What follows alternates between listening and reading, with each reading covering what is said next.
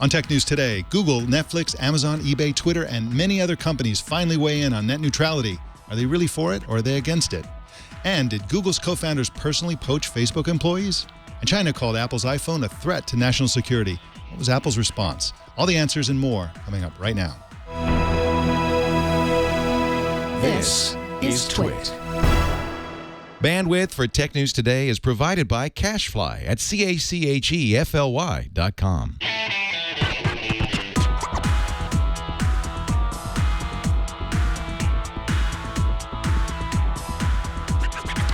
This is Tech News Today for Monday, July 14th, 2014.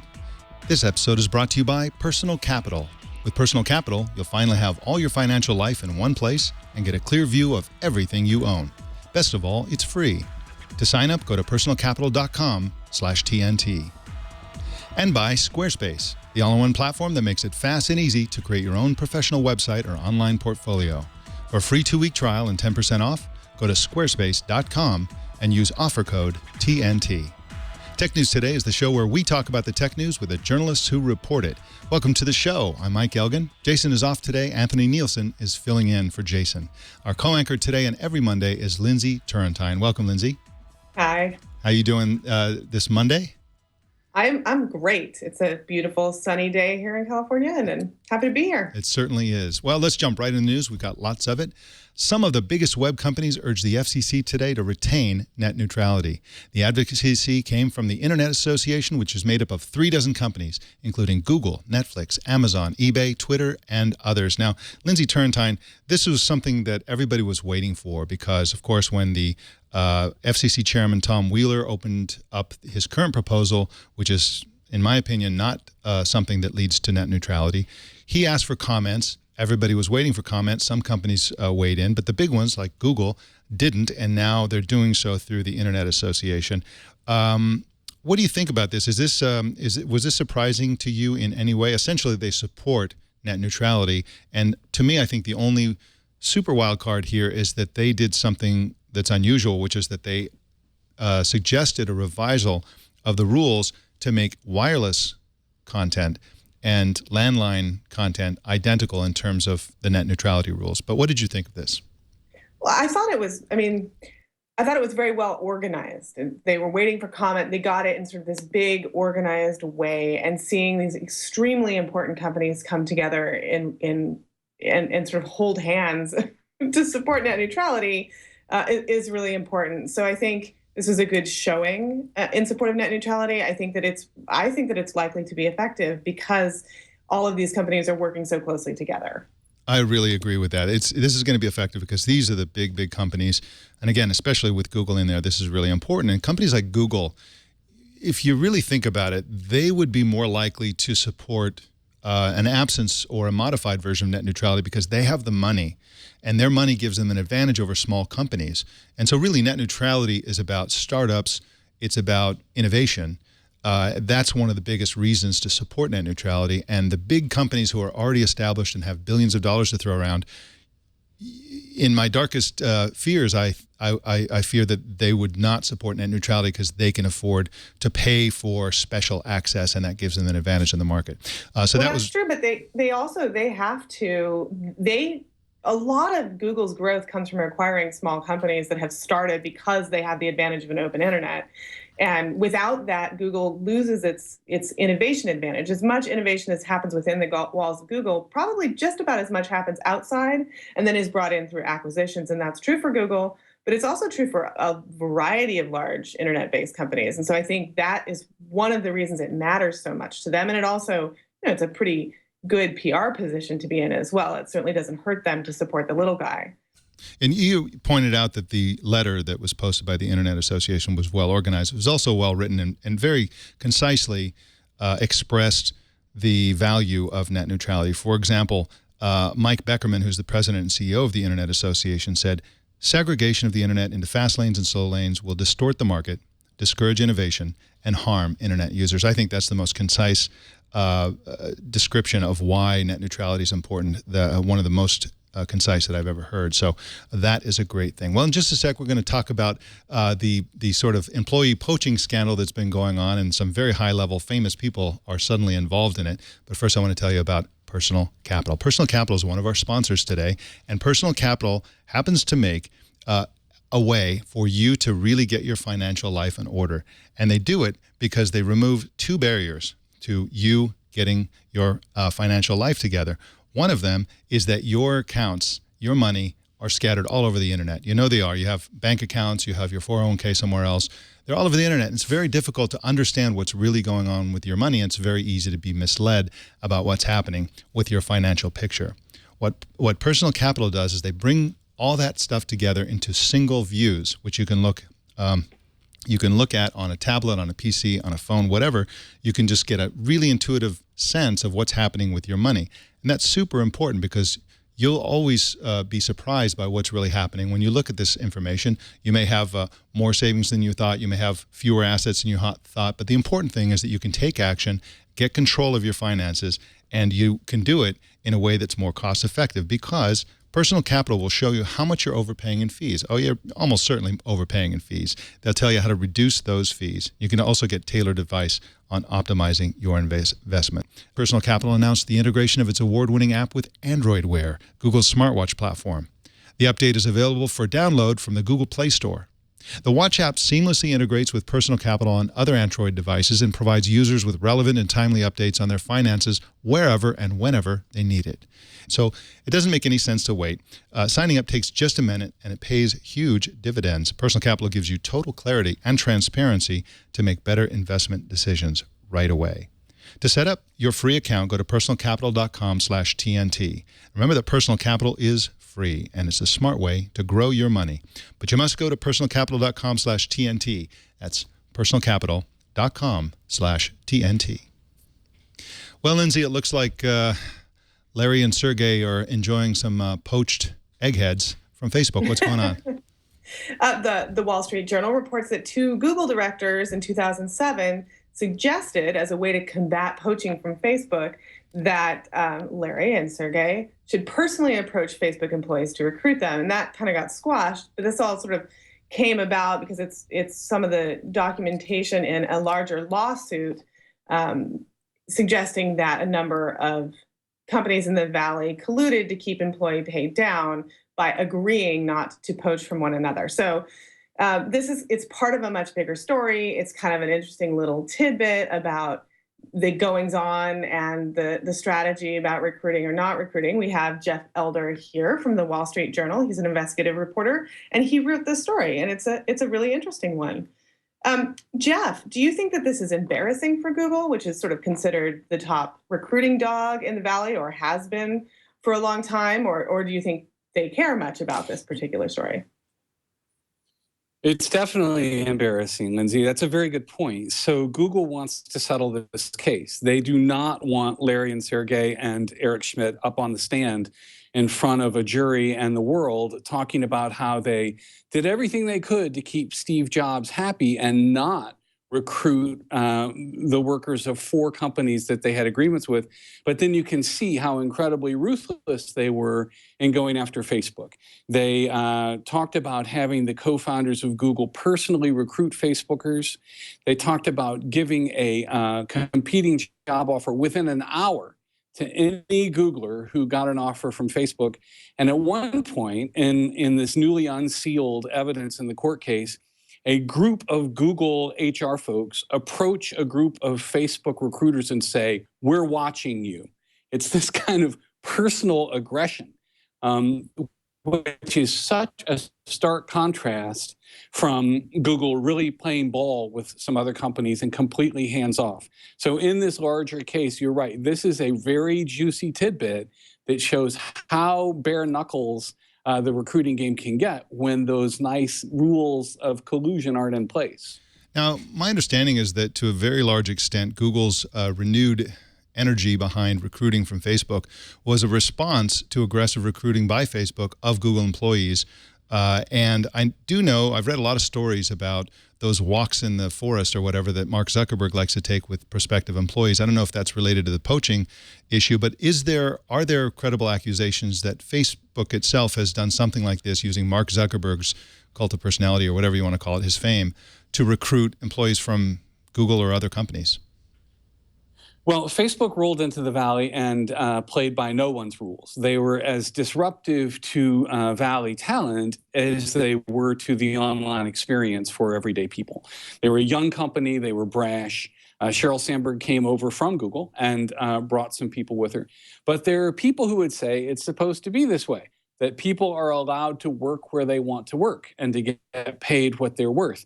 That's what the plaintiffs are arguing. The defendants are saying something along the lines of what you were just alluding to, Mike, that if there are some sort of rules of engagement in place, you're not constantly patching holes in your workforce or worrying about whose code is walking out the door.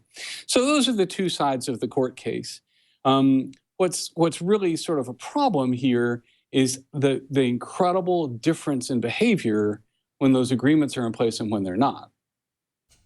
Interesting. So do you think that this has changed much since 2007? I mean, at this point, this was a little while ago, and the landscape has certainly changed. Facebook is much more established. This lawsuit has been going on for some time, so one would assume that these behaviors have probably changed a little bit. What do you think the state of recruiting is like at the moment? You know, I think a lot of recruiters in the Valley are watching this case. So the settlement has been proposed. Both sides have agreed to it, $324 million. The plaintiffs, the 64,000 tech workers, were seeking $3 billion. If they'd won the case, that would have been tripled under antitrust statutes to $9 billion. So if that $9 billion comes out in a court case, then that is a strong message that says the tech talent in the Valley has the power now. If they do the settlement, then it's sort of both sides saying, hey, we made some mistakes, let's move on. So it depends on what Judge Lucy Coe says, maybe today. Now, this is a kind of a 10,000-foot view, but what do you think about poaching in general? Shouldn't poaching be allowed? I mean, shouldn't there be free speech and free markets for employees? So there again are the two sides of the court case. And, you know, as a reporter, I don't really get paid to have opinions, but the argument of the tech workers is, hey, we should go to whoever we want to and be able to play that job market. And, you know, tech talent, there is a big market for engineering skills. When you talk to the companies, this is their argument. We have had to collaborate on all kinds of things. Apple and Google, two of the big companies here, had to collaborate a lot on the early iPhone to make sure Google Maps could get on there and Google was the default search engine and that kind of thing. Google had to work a lot with Intel early on. And a lot of these companies sort of had to work together. So if those teams are overlapping and people are going to different campuses to work on shared projects, and all of a sudden they're working there and they're leaving, there's a concern there. Hey, we thought we were working together and you just hired a bunch of our people. So that is the defendant argument against the poaching. Well, Jeff Elder writes at the WSJ.com. You can also follow him on Twitter, Jeff Elder. Jeff Elder, thank you so much for coming on Tech News Today. Thanks for having me. Thanks, Jeff. We reported last week that China's state-owned CCTV called the iPhone a threat to national security because of its frequent locations feature. Apple responded to the report over the weekend saying that Apple doesn't share location, that location data is encrypted, and that the frequent locations feature is turned off by default. That was essentially their defense. Philip Elmer-DeWitt is an independent technology columnist and wrote about the news for Fortune. Welcome, Philip. Hi, thanks for having me. So glad you're here. Now, before we get into Apple's response, can you tell us briefly what the CCTV's report said about the iPhone exactly? Well, you know, I don't read Chinese, so we're all dependent on the Wall Street Journal's report. And what they said, there was nothing wrong with their report except for the headline, which said that China labels iPhone security threat. Now, the CCTV has a lot of clout. It is state-run. It can be the mouthpiece for the Communist Party, but it doesn't. They do dozens of stories a day, and they don't speak for China, and they certainly don't control the purchase patterns of 1.3 billion people. In any event, what they said was just what you repeated, was that they said it was a national security threat, that this feature, location tracking, could, or favorite locations rather, could reveal state secrets. And what struck me about it was how wrong it was.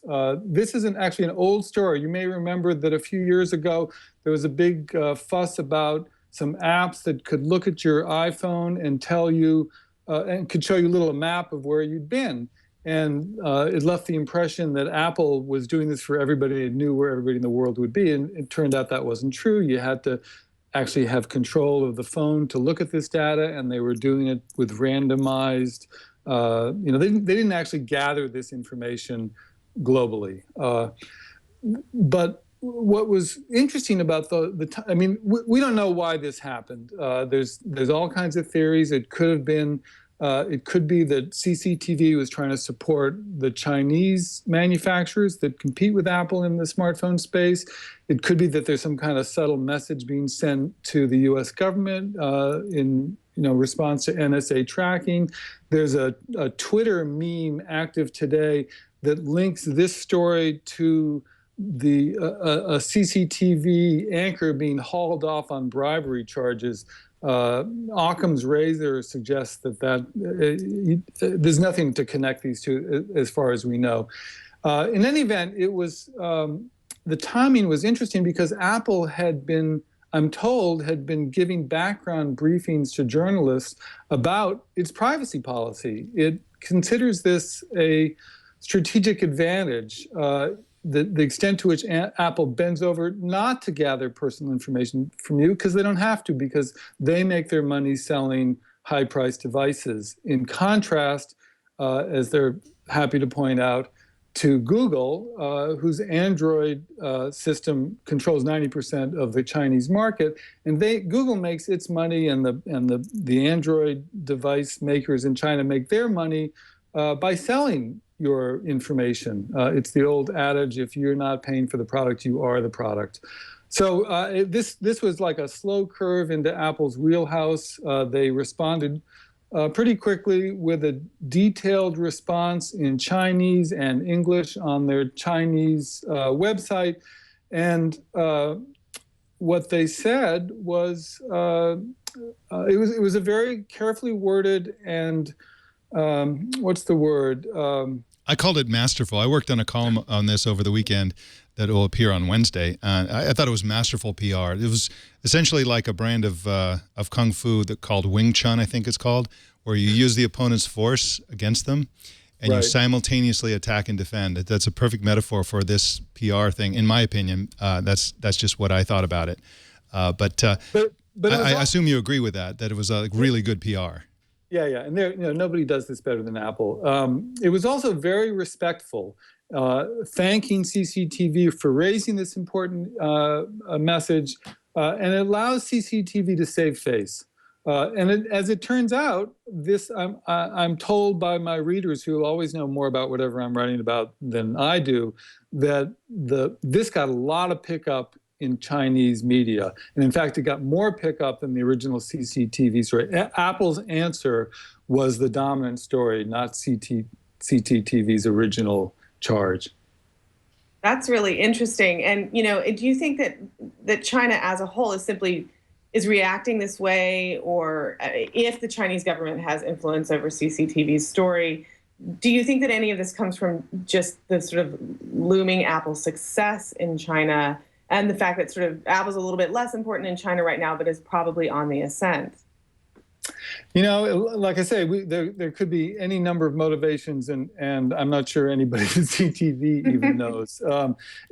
I wouldn't be surprised if this is some high-level message sending to the government. If it is a state-run media, and if the party was involved in any way, that would be the kind of thing they would use their TV network for. The economic benefit to Chinese manufacturers seems like a stretch, and the idea that an anchor was bribed by Edelman PR to do something that would help Samsung. I don't even see that it helps Samsung. So you can go down some pretty deep wormholes trying to figure out what the hell is going on. A lot of criminology involved here. Philip Elmer-DeWitt writes on Fortune.com, and you can find him on Twitter at Philip Ed. That's PhilipIPED. Thank you so much, Philip, for coming on Tech News Today. Thanks for having me. All right. Well, Lindsey, it looks like Apple's got an interesting and possibly strange piece of hardware coming down the road. What are they working on? So FCC documents recently revealed that Apple is working on a physical iBeacon device. iBeacon is a technology that Apple has been using in phones to allow retailers to use a third-party small device to basically pinpoint where users are within a small physical location. Up until now, Apple hasn't made its own iBeacon, the actual device that triangulates with things like iPhones. Now they've submitted the documentation that they'll be making this device. It's very tiny. It's only like 1.5 inches diameter. It's a small type of device. And there are a lot of questions right now about where this device will be used and whether or not it will be simply used in stores and sold to retailers, whether it will be packaged with something else, or whether eventually it may end up in some sort of home automation system created by Apple. So a lot of questions out there right now about this. And I think there's an interesting range of possibilities. Yeah, and just to be clear about iBeacon, iBeacon is often called indoor location. It works outdoors too, so that's not an accurate description. It's a very fine location that's based on beacons. Beacons themselves cannot harvest information from your phone. They only send out, here I am, and then your phone, if it has the right kind of app and it supports Bluetooth 4.0, whether it's Android or Apple, can read an Apple iBeacon. And the other thing is that iOS 7 turns every device that runs it, either an iPad or an iPhone, into an iBeacon.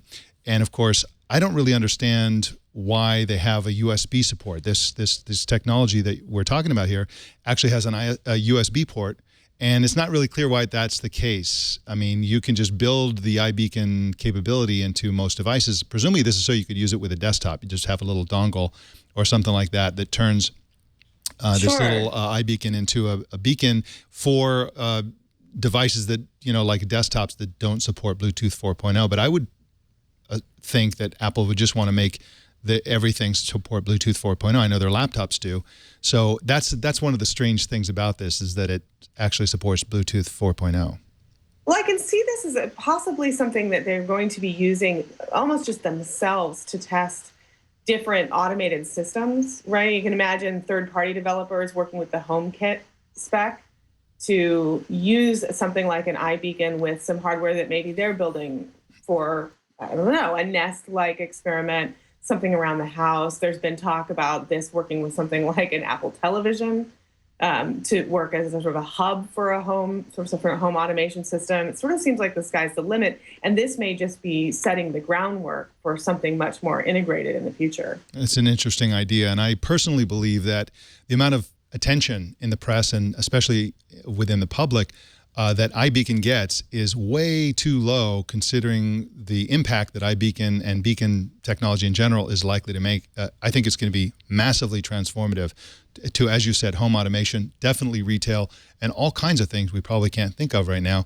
In terms of retail, I think that Apple's going to make a big play for brick and mortar e-commerce. They're going to turn every kind of store into an Apple Store type of experience for buying things, where cash register is gone, everything's done wirelessly through phones. And I think that it's massive technology. And I think every little story like this, especially when Apple itself is making hardware, is super, super important. Well, and I think that you're absolutely right that Apple's heading down that road. And it's so important to Apple because Apple, as we've talked about on the show before, Apple, because of iTunes and because of its ecosystem, has access to so many credit cards, so much purchasing information. Building out that retail experience with third-party retailers is really going to be one of the only ways that Apple can ultimately compete against something like Amazon, which just essentially owns retail. So this could be a huge part of that. It'll be really exciting to see what happens. Yeah, absolutely. And I believe the number is something like 800 million credit cards that Apple has. Don't quote me on that, but it's more than anybody else. They have more active credit cards than any other company on the face of the earth. Well, the man who founded both Google X Labs and led the Google Glass project is leaving Google and moving to, drumroll please, Amazon. Babak Parviz announced the move in a cryptic but unmistakable post on Google+. This is really surprising, Lindsey. Amazon is not, they do some research, but their research is very tightly focused on their tablets, their phone.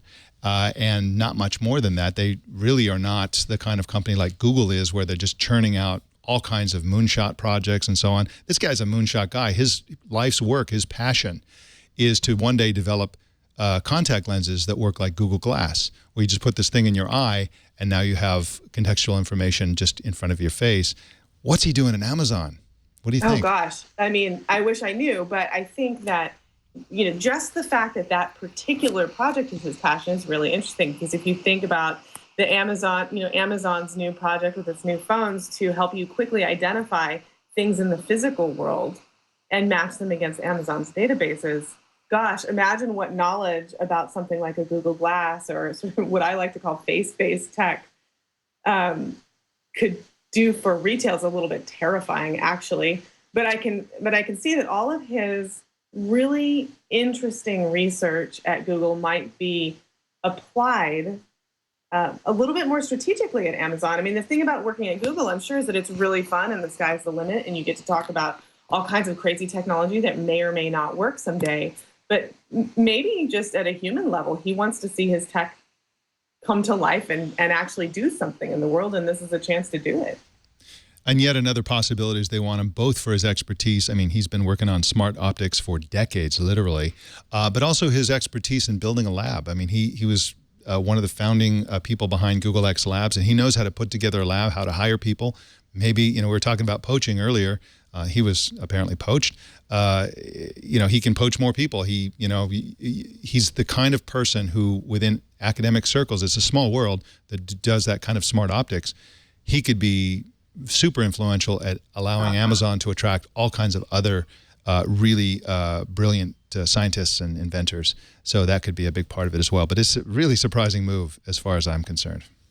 It'll be really interesting to see what Amazon comes up with. I mean, Amazon, as we know, is in it for the long haul. Yeah. They plan for the very long game, and so it'll be interesting to see where he takes them for sure. And they're in it to win it. Well, I'm really looking forward to that big giant iPhone, and I'm really potentially tempted by it, but it looks like I may have to wait a little bit. What's going on? 9to5Mac reported that a well-sourced security analyst says, and this is not the first time that this rumor has bubbled up, by the way, that the larger of the two rumored iPhones, the 5.5-inch iPhone 6, is going to be delayed until after October and potentially into 2015. This analyst, whose name is Ming-Ching Kuo, says that the supply challenges related to the size of the iPhone are creating this slowdown, and he has concerns that the larger, probably sapphire screen won't pass drop tests. And this is the kind of leak that often has legs and is I think could be real. I think that it's not too unusual for Apple to sort of slowly release these new products and kind of focus on one thing at a time. So I don't actually think it's that surprising. But what do you think, Mike? Well, first of all, I'd like to reiterate that Ming-Chi Kuo is really a reliable source for these sorts of things. He's not always right, but most of the time he's dead on. So this is a pretty reliable leak. Otherwise, I don't think we'd be covering it if it was just something that emerged by some random stranger. This guy nobody's talking about. The other thing is that it's exactly as you say. Apple tends to not want to ship it until it's really ready, and presumably there's some delay that could cause them to go on to next year. And that is the kind of thing Apple would do. I think it'll be problematic for them on Wall Street because everybody's really counting on this. And I think they'll have to announce it.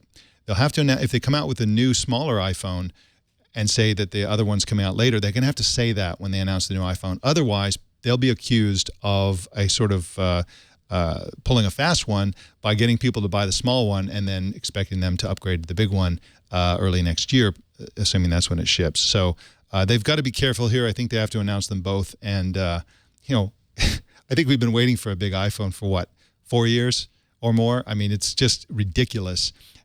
in this market how small the regular iPhone is, and Apple has really got to get that big iPhone out there. Well, what's interesting about this is that I'm actually sort of curious about the timing, because recently analysts have suggested that Samsung has seen a softening in their tablet market, and some analysts have essentially blamed the Galaxy Note, which pioneered in many ways the success of the very large phone, has blamed the Note for a softening of Samsung's tablet sales. It's sort of saying that they're eating up their own tablet market. We know that Apple is very, very careful with supply chain questions. They want to make sure that their supply chain is healthy. Tablet sales are very important in the holiday season because they're an easy gift. They generally don't come with a contract. I can see Apple having there being some small benefit from a slight delay in a scenario in which they get to sort of announce a bigger phone and say it's coming, but for now here's a slightly bigger phone. So it's interesting timing for sure. So one additional thought on this whole issue, and that is that if they were going to delay their smartwatch, the rumored iWatch, it makes a lot of sense to also delay the larger phone. If you have a small phone that's very portable, very mobile, the need for a wearable device that gives you notifications on your wrist is reduced. The larger the device, the larger the phablet. Phablets tend to lend themselves to wearable devices because if it's this big giant thing and you have it in your purse or you have it in your backpack or whatever, and you're slightly less likely to carry it around in your pocket, for example, then the smartwatch or the wearable, whatever it is, becomes more valuable.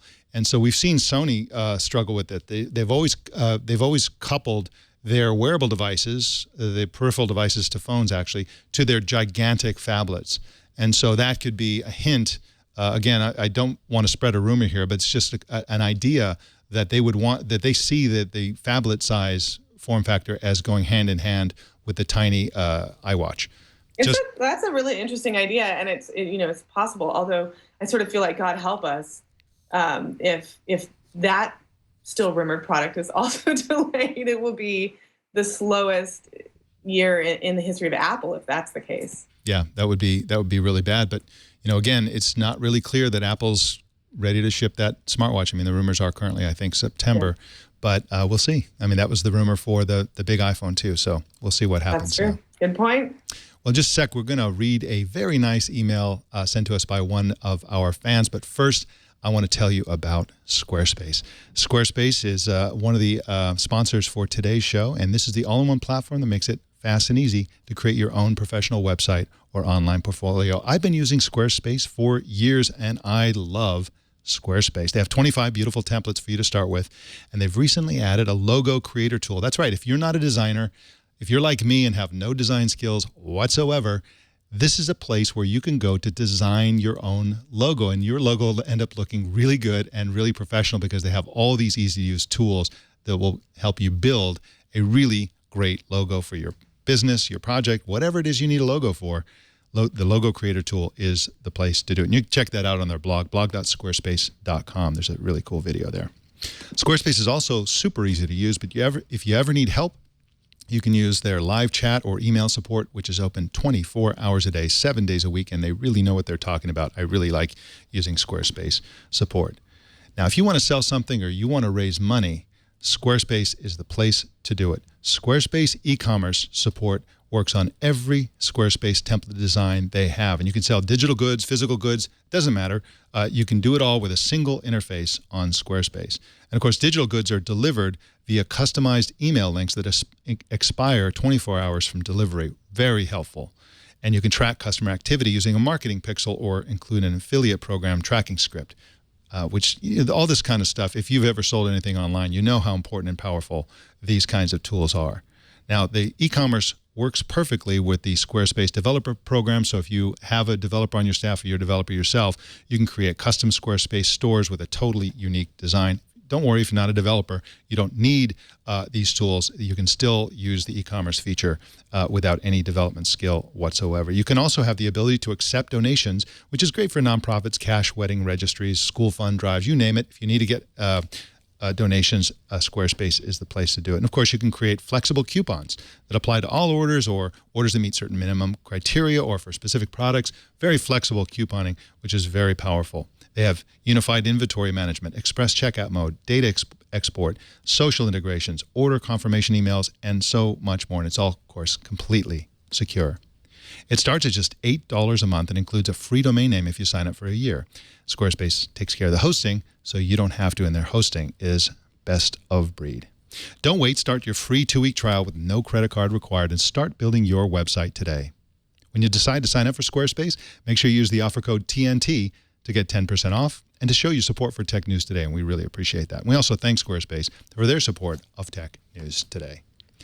Well, one of our TNT fans sent us a really nice email, and I'd like to read it to you. He said, his name is Anthony Burns. He said, as I read the Wall Street Journal's Marketplace section this morning, I realized that I had already heard all the stories contained within the pages, as well as in-depth interviews and analysis with your guests yesterday.